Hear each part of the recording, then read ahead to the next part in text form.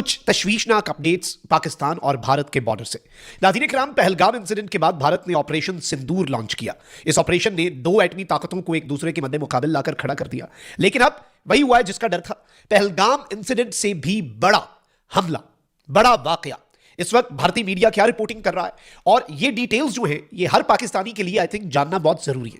We have tried to talk to Pakistan top security sources. इस वक्त पाकिस्तान के टॉप सिक्योरिटी सोर्सेज क्या कह रहे हैं, सिक्योरिटी जराए इस वक्त ये जो कुछ भी एक लावा उबल रहा है जो कि किसी भी वक्त फट सकता है मकबूजा कश्मीर में, उसके बारे से क्या डिटेल्स दे रहे हैं and why suddenly Indian media, पहले नहीं अब अचानक से जब भारत ने अपनी ट्राई सर्विसेज एक्सरसाइजेज को मंतकी अंजाम तक पहुंचाया और इंडिया की ट्राई सर्विसेज एक्सरसाइजेज ऑलमोस्ट अपने मंतकी अंजाम तक पहुंच चुकी हैं, इंडियन मीडिया ने अब वहां से जो बॉल है उन्हें पास हुई है और अब वो उस पर खेलना शुरू हो गए हैं before a very big war. क्योंकि इस चीज को याद रखिएगा कि डोनाल्ड ट्रंप का ब्रोकर्ड सीज फायर अगर तोड़ना है भारत ने, तो भारत को कोई बहुत बड़ा जवाब चाहिए, इवन एक बड़ा जवाब जो कि पहलगाम या पुलवामा से भी ज्यादा मैसिव हो। अब उस हवाले से जो तशवीशनाक अपडेट्स हमें रिसीव हो रही हैं उस पर बात कर लेते हैं। अगर अभी तक आपने इस वीडियो को लाइक नहीं किया तो लाइक जरूर कर दें, कमेंट सेक्शन में पाकिस्तान जिंदाबाद का नारा जरूर लिखें और जिन लोगों ने चैनल को सब्सक्राइब नहीं किया उनसे मेरी यह दरखास्त है कि चैनल को भी लाजमी सब्सक्राइब कर लें।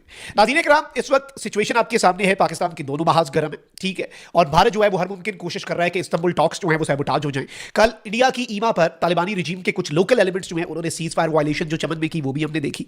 और इस वक्त पाकिस्तान के DGISI इस्तांबुल में मौजूद है। पाकिस्तान सीरियसली चाहता है कि कोई पीसफुल सोल्यूशन निकले, लेकिन इरैशनल और इलॉजिकल बात जो है वो तालिबानी रिजीम की तरफ से की जाती है।